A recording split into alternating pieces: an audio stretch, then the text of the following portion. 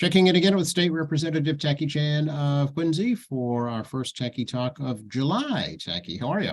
Hey, happy July, everyone. And the continuation of a hot and humid summer. Last year we couldn't get enough rain, and this year we got a little too much. I know it was a soggy one for sure, but I know you were out and about at all the local festivities. Yeah, I made my way to House Neck on Edgewater Drive for their family fun day. Great attendance, hundreds, coming and going. This is not an event you stick around for the whole 3 hours, but you bring kids in, wear them out, and then you head on home and get ready for July 3rd evening, as well as the 4th itself. And made a way to my normal pattern of Adams Shore at 9 a.m. and the run around the circle with the kids and the bike ride. And congratulations to all the scholarship winners. And Germantown is right afterwards with the short parade in Gull Point area through a 3-block-ish neighborhood. Big attendance in Germantown. A lot of folks, a lot of new families, a lot of new kids. It's great to see everyone. I'm not sure everybody knows who I am, but generally the guy wearing the tie is kind of out of place these days. And just enjoyed talking to folks and watching the kids have a great time. I mean, this is a big part of July 4th. And Marymount Parade, did kick off, rain or shine, it was going to kick off. And I had a chance to meet the new police chief, Chief Kennedy. We had a quick and nice conversation, and reminded the chief his father was always very good to me through my life, not just in politics, but also, great conversation and understanding how things work around me. So, we did that, and thankfully did not get rained on at the Marymount Parade. Got a little drizzly, but no actual rain, like it did at Adams Shore in Germantown. And, the Tacky Chan ice pop threw against a big hit at the end of the parade. Tradition continues until I can't do it anymore.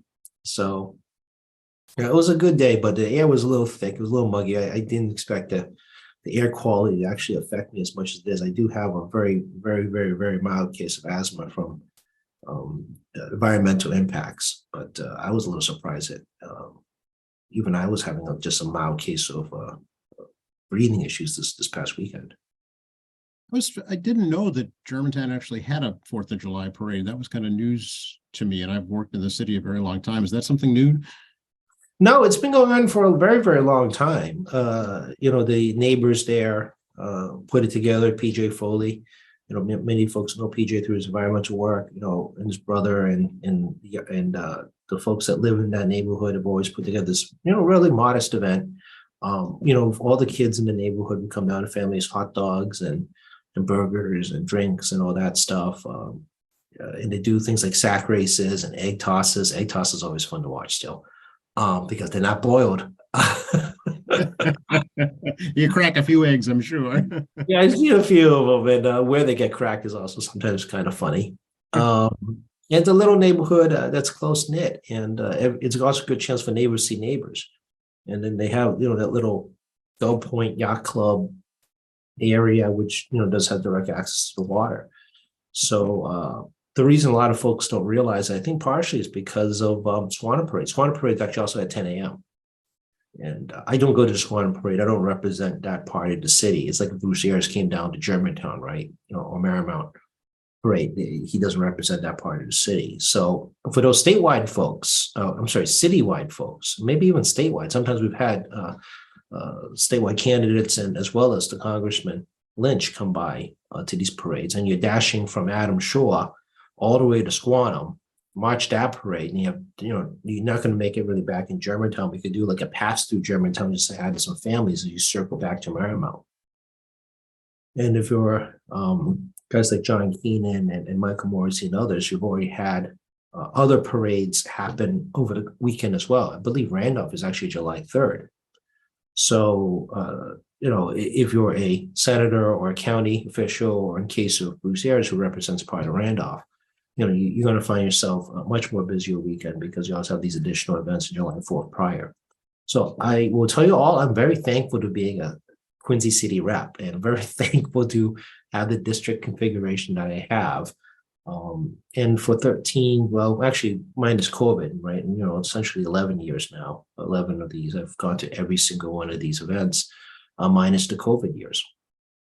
Yeah, you definitely spread yourself thin the more events you have to attend, that's for sure.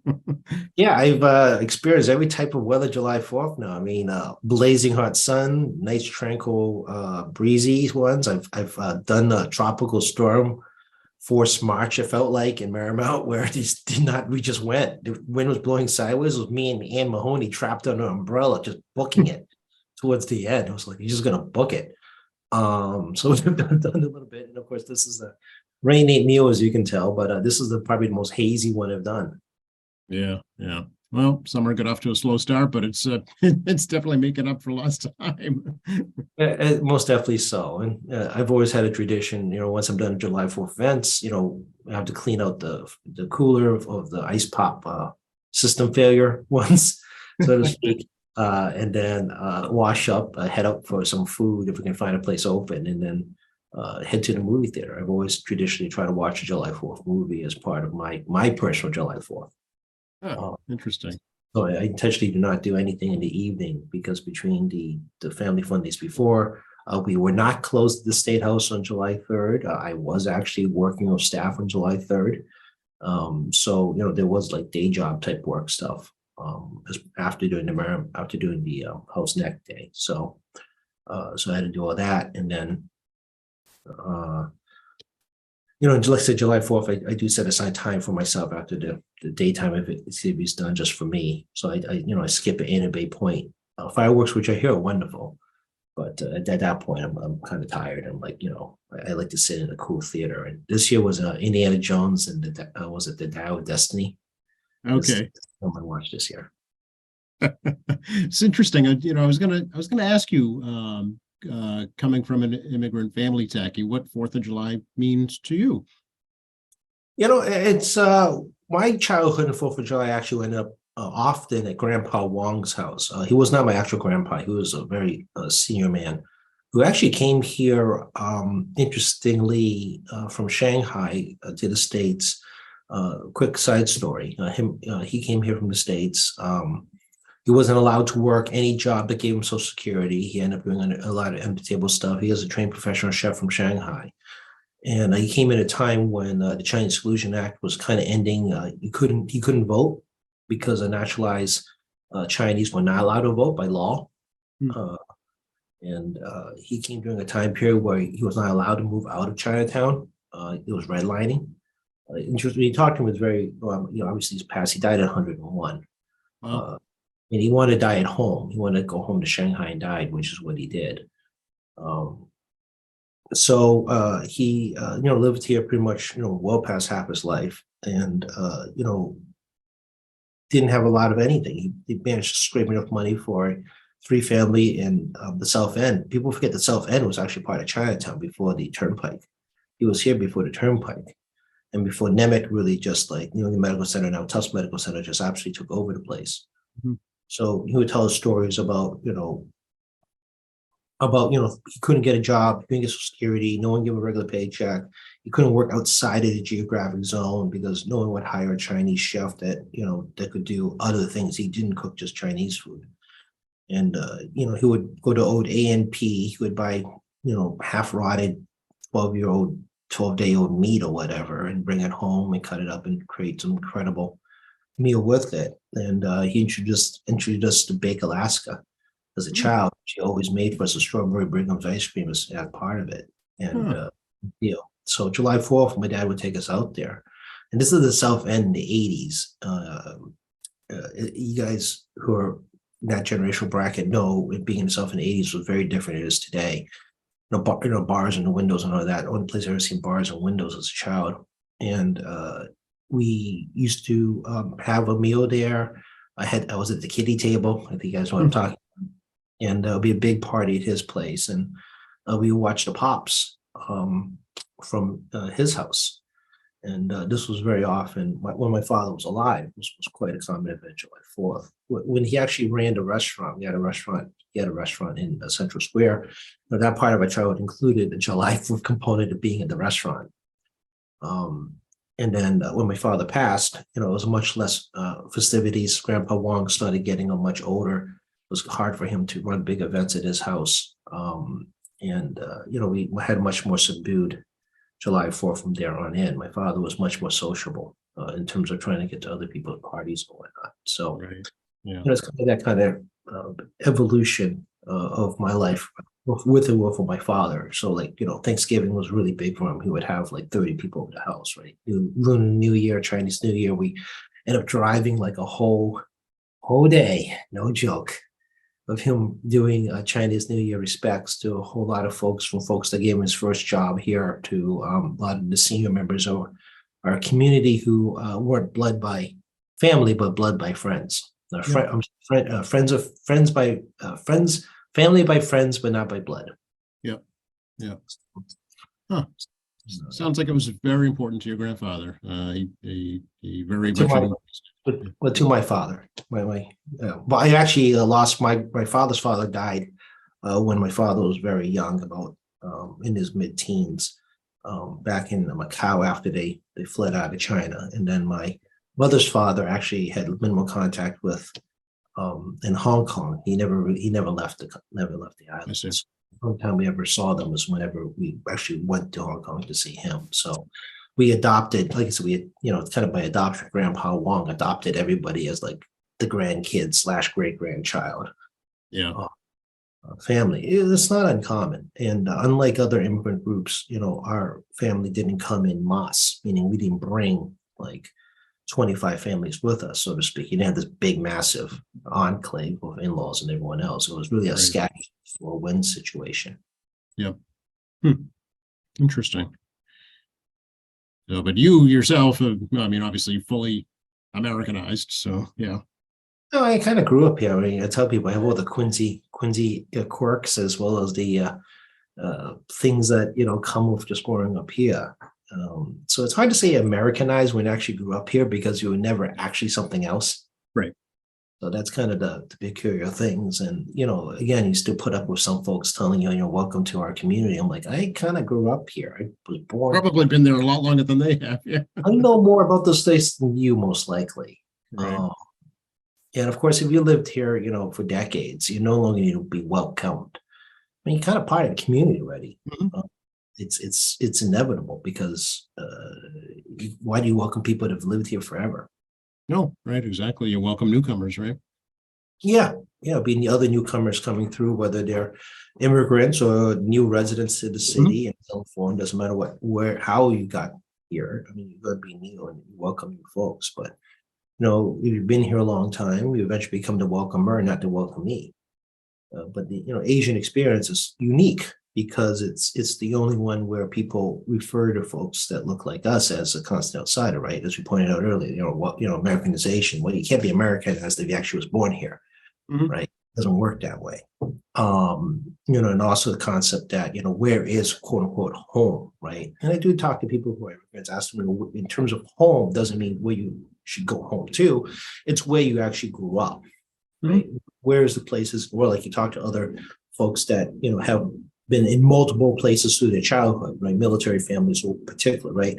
But which place they lived in to have the most affection with. Even though you're never going to return there, I mean, it's a big part of your childhood, right? I never shy about the fact of a Quincy kid, and even at the State House with my colleagues, and I'm very proud to be a Quincy kid. Good and bad, right? I never say everything's perfect. I never said that once, but it's kind of part of the deal. And it's an interesting issue, among Asian Americans in particular, because people inherently treat you like a foreigner no matter what. It's actually like part of American culture. It's not always an individual bias. It's just built into the system. It's just so. It's just not. You're just not conscious of it. Interesting. Like I said, it's like being Quincy kid. I have all the hangups like everybody else, and prejudices and thoughts and biases as well as everybody else, but also have a lot of pride and understanding and affection, and I'm still learning it, because the city is changing, the population is changing, and I'm still learning it. And you've heard me gripe here more than once about how things used to be, but what used to be doesn't help you move forward. Speaking of, your work at the State House, what's going on at the State House these days? This is a fairly quiet week, but this morning I did virtually testify at the Joint Committee on Public Health regarding legislation to have the Department of Public Health issue certified nursing assistant exams in Spanish and Chinese, and hopefully maybe some other languages. So some of you may not be aware or may be aware that the South Cove Manor in Washington Street is the largest and single Asian assisted living facilities and rehab center. It's predominantly like 95% Chinese in particular. And not surprising, you have an immigrant population, and particularly Chinese, constantly aging because they've been here actually up to 4 generations now of Chinese in Boston in particular. And of course, now you have like the mother's generation who's an immigrant, and they're also aging out as well. But for whatever reason, the American Red Cross stopped issuing this CNA exam in more than one language. And we've been unable to convince under the Baker administration, DPH, to do it by regulation. So we filed a bill. And last session, we were able to put it into the economic development bill. And the governor vetoed my bill, as I complained a lot already about my governor and Baker, my bills, by tacking on a lot of other language that's completely irrelevant to the issue. He decided to create all new public policy, piggybacking my issue on just one topic matter concerning multiple lingual exams for CNAs. And obviously, there was a lot of frustration out of me in July of last year about this being utilized in this manner to push forward an agenda that's not mine and put me in a bad spot. So regretfully, session ended, we were unable to get past the governor's amended veto. And now we find ourselves, filing a bill and starting the process. Also, it's kind of quirky. I've not virtually testified in a hybrid format.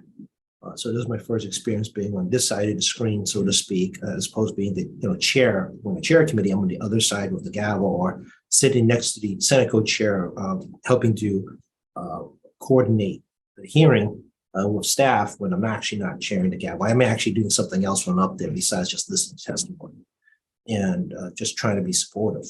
And so this was actually a different experience. Using Microsoft Teams and testifying this way, I got to see the whole countdown display this time, and it gave me a bit more understanding what it's like if I testify on this side of the screen. So I don't often testify to bills, partially because I can get a hold of a chair fairly easily, especially during formal sessions or when there's other public hearings. The building is more active. Secondly, generally it's a request by someone to ask me to do this. In this case, South Cove Manor to ask me to testify to this bill. But obviously, I'll have conversations behind the scenes as well, about why this is important to the community. So that was how my day started. Roll right into testimony first thing. Well, it's, normally you're used to in-person interaction, right? Yeah, it's a little different. I'm kind of happy I did it this way because, it gave me a little bit of experience being on the other side of the camera, so to speak, right? And besides the convenience issue, it's, as a chair, it doesn't hurt to be on the other side of the camera. Yeah, it gives you a different perspective. See, you're still learning things even after all these years, Tacky. This old dog still has to learn a new trick every so often, right? So is the state still running on an interim budget? That is correct. We've been on call this week by the Speaker's office. The schedule came out last Friday to put us on call.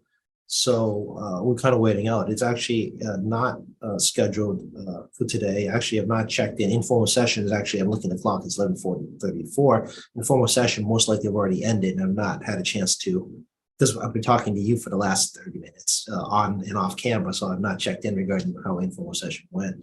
But I'm sure there'll be an email regarding next week's schedule soon, most likely putting us also on call, which means that our schedule will shuffle once the speakers and Senate president gets the center for the budget. So how it works is that when we're not on time by June 30th, we run an interim budget. Interim budget is generally appropriation for 2 weeks or 4 weeks, depending on where we are in negotiations. And we utilize last fiscal year's numbers carried into this year. So the spending would be the equivalent of last fiscal year's budget. Now, what would happen is that when the new budget is approved, it is not we're not repaying again the month's already gone by in July. So it's not like you're paying twice. We just deduct out out of the main budget what that few weeks that were in the interim budget. Does that And make there are sense? figures because it's based on the previous year's budget. That's correct. And since we're running a surplus still, I know that was a lot of doom and gloom 2 months back. We do have a surplus that is allowing us to be able to do this. And eventually it's fancy accounting, for lack of a better term, where we're just refunding the money back to the general fund through the new budget. It's a whole mechanism because you have to account for last fiscal year and this year fiscal's money, and you can't commingle. So you have to do an accounting mechanism to make sure the transfers are done correctly back to the general fund. So the comptroller and later on in the fall, the auditor can follow where all that money went. Right. To ensure that the fiscal year dollars are appropriately accounted for in the right fiscal year. Yeah. So at the time, I'm not in a big panic about this because we are okay on enough surplus to get us through this, and the county mechanism would reconcile it. If this was a fiscal crisis year, which was in 11, 12, 13, 14, and 15 of my time here, we had the Great Recession lingering effects on tax revenues, where revenues were either not growing, stagnated, or actually shrank in some form. Getting the budget on time became very, very crucial because there was no way we we're going to be able to spend the next cycle. And sometimes certain line items will actually be reduced. There's other parts of the budget. So, for example, when Medicare, Medicaid grows, it squeezes something else on the other side. Yeah. And when we have revenue growth, the squeeze would be harder on the other side because there's no way we're not going to pay for Medicare. Right. You can't, I mean, literally, you can't get blood from a stone, as the saying goes, right? If the money's not there, you have to cut it from somewhere. That's correct. And certain things are uncuttable because of nature of service. And also there's federal reimbursements and federal mandates. Mm-hmm. And then, there's obviously state law mandates, but, we've always been able to tweak things here and there. For example, it was very difficult to cut Chapter 70 education funds to cities and towns in a low budgetary period because it's set by formula. We would have to suspend the formula temporarily. But, city and towns hate it when we do this, but, we have what we call free cash. We just hand you money. You do whatever you want with it. Mm-hmm. That stuff we end up cutting. Because, the attitude is that since it's not dedicated funds, it's basically, enjoy money. Right. We need more. We're going to cut back on things like that. And St. Towns get angry at us because who doesn't want free money? Well, right. Yeah, exactly. So what's the holdup on the state budget? It's a little unclear to me. I'm only speculating at this point because the conference committee has been very, very, very quiet. And as you saw by news service, whether we state news service or the local media, very little information is coming out. There is a dynamic that's affecting this differently, is that there's still a tax package out there for tax relief. Mm-hmm. The Senate and the House has massive divergence on how to keep it as revenue neutral as possible, as well as what to provide tax cuts on. So the Senate has a lot of tax credit related issues to a lot of industries that we didn't contemplate. Ours was very narrowly focused on agree or disagree, very narrowly focused on middle class issues, and try to address things like cap gains, earned income tax credit, rental deduction, dependent child and elder dependent tax credit, uniformity and simplification, state tax. We actually had a very narrow set. And then the Senate just proposed a much more larger group that included, everything like the dairy tax credit down to increasing excise tax on alcohol. And they actually raised taxes in a weird way while we do phased-in deductions, banking in our future revenues, we don't cover the shortfall that keeps us relatively revenue neutral. So, yeah, I'm thinking that maybe that's one of the issues that's hanging us up because they need a proper budget projection number. And the tax cuts actually reduce revenue or creates a new revenue number on the projections I need to work towards. So I think that maybe that's what's going on here. I know there's a few policy pieces in the back of the budget that the Senate put in particular. I'm not clear which one's the most important ones to them. I am aware of things like iLottery is a bit of a hang up. And you all heard, things like in-state tuition for undocumented under certain conditions. Again, it's not, free blanche thing. There's a lot of stipulations, so to bet is sitting in the Senate version. No, well, let's not get into the policy issue. How do we pay for that, right? That's the other question.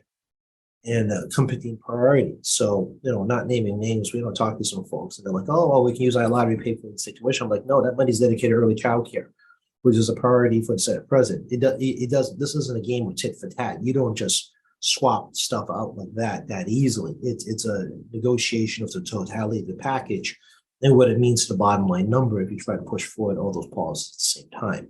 I think, it's funny because I talked to some new members and they have this perception that you can tit and tat your way through these negotiations, until they get to the conference committee themselves. And I've done a few conference committee, both staffing and now as a chair. That isn't how this works. Right. Yeah, no, it's not. It's not just a pool of money you get to reach into and grab and put it what you want. That's correct. And that includes any kind of policy pieces. Like, I give you this, I give you that. I mean, that's what they show you on TV and movies in Hollywood. It's a little more intricate than that because, whether it be a large comprehensive bill or the state budget, the all moving parts that somehow touch each other. You pull this string, it affects another part of the bill or perhaps even outside the bill regarding the law. All right. So we'll see what happens then. Can you extend the interim budget if needed? I mean, I was around when Birmingham and Finneran extended that into October one year. Oh, wow. But then again, that was back in the dot-com boom. And the state was flush with capital gains tax, like super duper flush.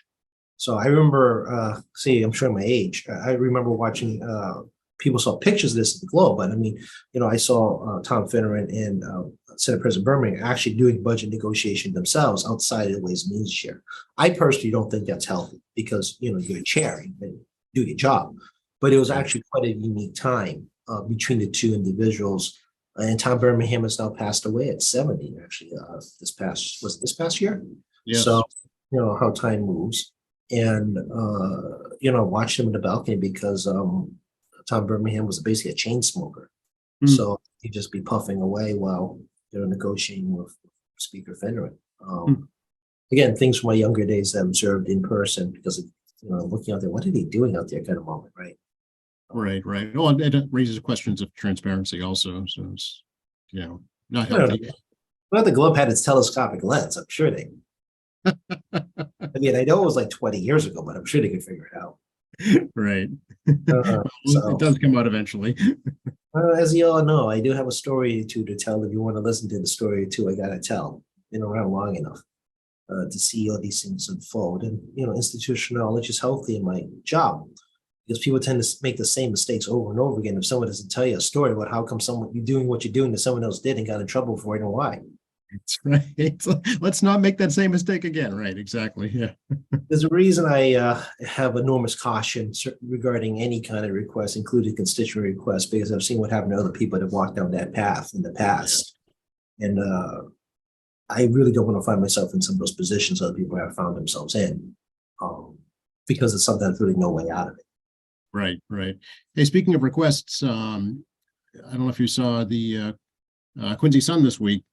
The mayor is thinking about having the city take over Wollaston Beach and Quincy Shore Drive, but I guess that would take an act, he said, of the state legislature. What do you think about that? It's the third one to do it, right? Phelan said it, Sheet said it. Now we have, Mayor Koch. Election year, why not, right? And it's easy enough to just blame the delegation. So it's easy to make campaign commitments that you can just blame someone else for. I don't practice that, by the way. I just tell people in constituent services, this is where you got to go because it's outside of my purview, whether it be a passport issue to Congressman Lynch or, I had a issue regarding coming emails regarding their property taxes. The assessments were incorrect. So I had to send them back to the mayor's office. I'm like, you need to talk to the mayor's folks and they'll put you in touch with the right folks to talk about, what your problems are. And happy or unhappy. Same thing, housing authority issues. I reach out to the housing authority folks and say, look, I'll talk to them and, help find someone to deal with your case. But I don't sit here and say, the state should take over, Granite Links or, we should take over all the beaches in Hell's Neck. I don't say things like that. It's an election year. I get it. It's election cycle. You pick an easy target. Queen Shore Drive is actually in pretty good shape. I mean, the paving is happening at Queen Shore Drive and the Ponset Bridge. People remember there was a lot of utility work. The rain doesn't help paving and painting. I mean, duh. I think everybody can figure it out on their own. You know, the streetlights issues finally getting some resolution slowly. I got another one at Frenchboro Parkway. Got to get a new light up. The DCR is taking over it. It's one of the last pieces of property the National Grid had not been able to surrender over to the state. So we're hoping that the DCR will be able to upgrade that section. I'm aware there's some crosswalk painting issues I've been working on. I did get some state troopers to do a little extra patrolling around the Marymount School area because of people concerned about traffic. I did see a DCR ranger at one point trying to help kids cross school in the afternoon. Up on, I think on Somerset. I was trying to remember where I was. A Summit. Was it Summit? I was trying to, because I drove through the area one day and just, I do kind of do a drive-by and I did see the DCR. Something I could see to talk to with the new DCR commissioner. He's the former mayor of Revere. So, and he's actually former state house staffer. He was working Senate Ways and Means for two senators that I actually know. So again, it's kind of like what goes around comes around business I'm in. We just don't know where that staff and the person may become me, or the commissioner, DCR, or mayor, or whatever, right? And got me working with him to talk more about, what can we do about the beachfront areas. The grass has actually been mowed. Trash is always something I get a lot of calls on, so I try to deal with that whenever possible. But yeah, so it isn't like I'm not aware of it, and there's a lot of state bond monies that have gone into the beach. As well as the Queen Shore Drive area. And I know I get a lot of grief about dredging. I've heard from the city, but we got I think $1.2 million cash that hopefully sitting in the city's waterway trust fund for future dredging. I still have to come up with another $4 million or so bond dollars that I need to talk to the governor about getting it released. And people forget the intersection of C Street and Queen Shore Drive. How quickly people forget. I'm the one that got them $1.2 million working with the DCR as well as the Secretary of Transportation and with the city to get that project started, which is where the city continued its continuation of the conversation of the safety issues on C Street and trying to hook state money into a city road, which I'm still working on a bond release as well. And I know that National Grid's working on Frenchboro Parkway. They dug it up. It's an electrical transmission line from North Quincy all the way to Quincy Point. It's a liquid fill line. It's actually 1 year younger than me, which is kind of funny. And then you can't just, rip up a line and then just you can't turn off the power, rip the whole thing up and put it back in. It takes like a year to replace. So you have to keep the existing line in place, dig a new trench, put the new line in, don't turn off the power. Then you have to switch the lines over, rip it back up again, take out the old line and then repave it proper. It's not like laying water or gas where you can put a divert in a short distance of a few hundred feet. We're talking like a 2-mile transmission cable, and it's a super duper inconvenience for everyone. Trust me, I've been driving down that area too.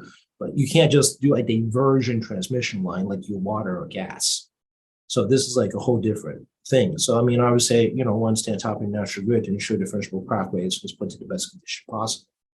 So yeah, guys, I am kind of on top of it. I'm not saying I'm going to get your stuff done like tomorrow morning. I am, but I am on top of the issues. And I don't think anyone's heard me on this video ever tell anybody else about what I want and what on top of what, right? And, No, that's true. I do my constituent services, so we do the best we can. Not everyone's going to be happy with me, but we try our best. So yeah, and also the bonds, right? The mayor wants to pick up a ton of bond debt from the state. I mean, I'm sure he wants it for free, debt free, cash free, and probably even ask for a grant out of us. What's interesting has not been suggested is doing a maintenance contract with the state. That's not unusual. Municipalities have helped out state properties through a maintenance contract where we would pay a municipality on help on maintaining property. Oh, okay. This is news. I haven't heard about this. So the city could actually act as a contractor for the state? Yeah, it's not unusual. Oh. It happens in rural areas as well as urban areas. Very interesting. Okay. And sometimes even contract regarding police patrols, which is always a big fight in Southie, Yeah. in Seaport District, who has jurisdiction, right? They can always work out some kind of arrangement, between the city and the state. So it's not like it can't be done. But Okay, interesting. Yeah. I just read it this week, so I thought I would bring it up and ask you about it. I just thought of it. it's election cycle. I mean, I'm just going to call it what you guys all know me at this point. I'm just going to call it what it is. I mean, it's election cycle. And we talked about earlier. I mean, it's 1 week to nomination papers or less now. But to do it, anything can happen. So, and like I said, I have hope for a new DCR commissioner. I always do. And like I said, it's nice to have one that's a mayor, former mayor, and former Yeah, sales. Brian Arrigo. Former Yeah. salesperson. And I'm not sure he remembers me too well from the Senate days, but we did overlap quite a few years in the Senate. So again, I mean, I've been around a while in the Hill. I mean, not like I have a friend everywhere, but like I worked with a lot of people in my life.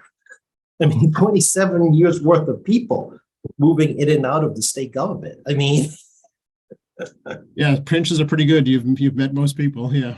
yeah. So it's not like I haven't, dealt with a lot of folks rotating all through government life. And, like Congressman Lynch's folks, I mean, Nick and Dan over there reminded me quite quickly. It's like, we all came together in the Senate. You were there when we were there. I'm like, oh yeah, that's right.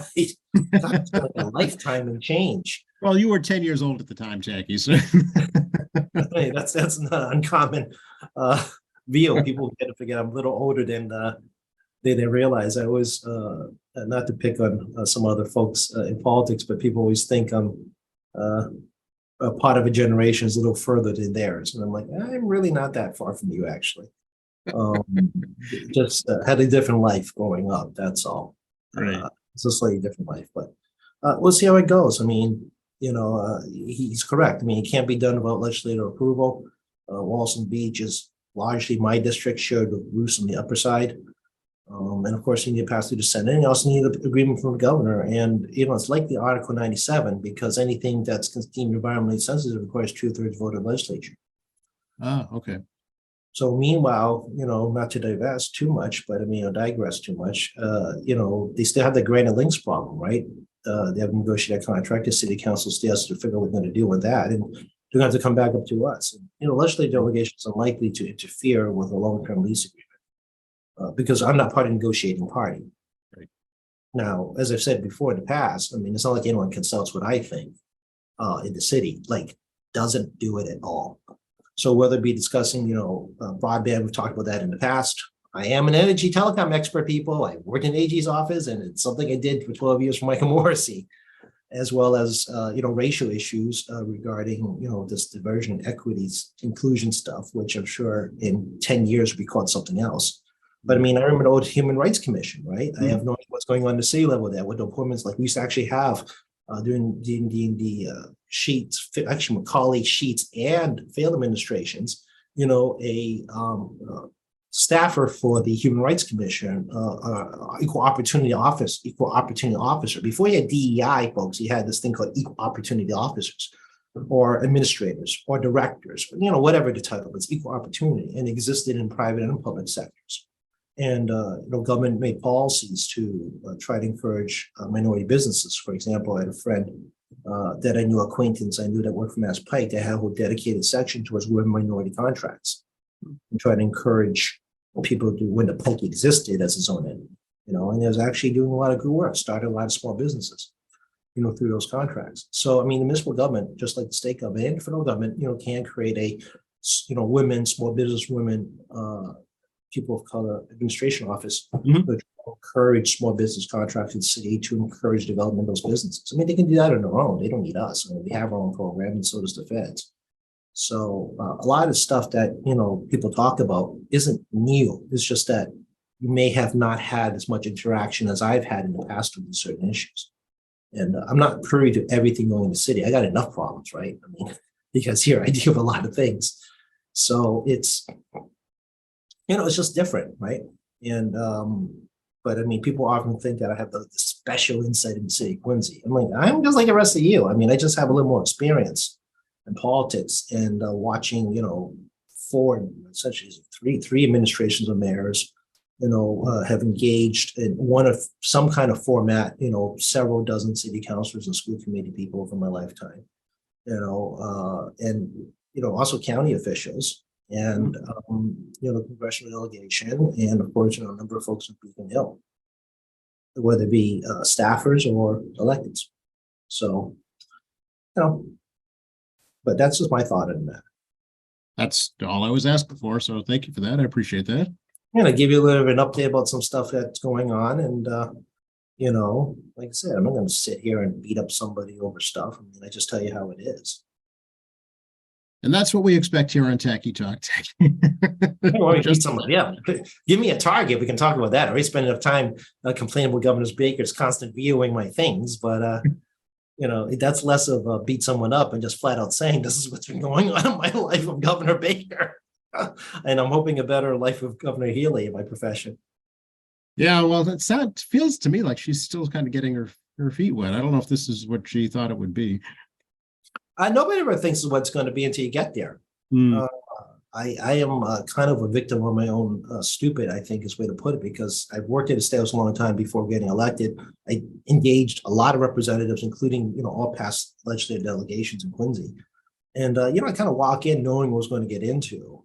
Like I said, the only crinkle I never realized was the whole Asian component where, all Asian Americans, no matter the ethnicity, was showing on my doorstep, talking about the issues and why it's important. And I ended up visiting a lot of other places and, unintentionally assuming somewhat of a leadership role. I won't say a full leadership role, but, some format of it. I don't even know what this format is, but some form of leadership role regarding Asian issues on the statewide matter, which actually took me very much by surprise. It was never intentional. But a lot of folks, even in my world, they get in, they think they're in Congress to start with, and they act like they're on C-SPAN. And after a little while, they realize they're not on C-SPAN. Other folks have ambitions. They come in already thinking about where they want to be next and try to steer their state house career towards that line for another office. Some folks I've met, after a couple of terms over my lifetime there, discovered this isn't a lifestyle for them. They lost it July 4th. They lost Memorial Day weekend. They're not making kids soccer games. Some folks have to travel further, travel 2 or 4 hours, depending how deep into the state you're in, discover this is a tough lifestyle regarding the commute. You're driving 8 hours in a day. And then also the financial component. I mean, today we do, in my opinion, I'm not complaining. I mean, I think I do okay. But, some folks in higher income areas, higher property taxes, higher rents, higher areas, and they've got kids to put through school, they reconsider. I mean, Senate President Travellini did it right. I mean, he did 3-year Senate President, realized he had 3 girls to put through college, decided to leave on a high note, and proceeded to find himself doing lobbying and able to put his children through school. And I love Trav. Trav was one of my favorite Senate presidents, and obviously my favorite leader, Speaker Mariano. That goes without saying, folks. It's interesting as I talk to people, and people have real life issues. And you got younger folks that are under 30. They got here young. They're trying to decide what they want to do next, and you got other folks that are working towards a pension on the far end of the spectrum. Right. Yep. Exactly. It's all a give and take. It's very human, as I like to put it. They all have probably similar problems than you do at home, and similar problems you do regarding their professional life, and trying to figure out how to make it all work. Well, that's how the state constitution was formulated, right? You're supposed to be representatives of the people. Yes, and the 2-year terms encourages that, because I was texting a friend today. I mean, always in constant campaign mode, and I do get people ask me that. It was a tiresome to be in constant campaign mode. Yeah, it is. I mean, I have to raise money every single year, not on election cycles. I have to make sure I make all my appearances every single year, right? Not just appearances in city, state house appearances too, regarding my day job, right? In terms of making the hearings. As I heard earlier, I had to present oral testimony, right? Also working behind the scenes with my colleagues, right? Those of you who see me out there, I do campaign on for other Democratic candidates. Speaker's office asks you to do something like I did with the president of Korea, to be at the head table representing the Speaker's office and the House of Representatives on behalf of the House, at the table of the President Korea's luncheon.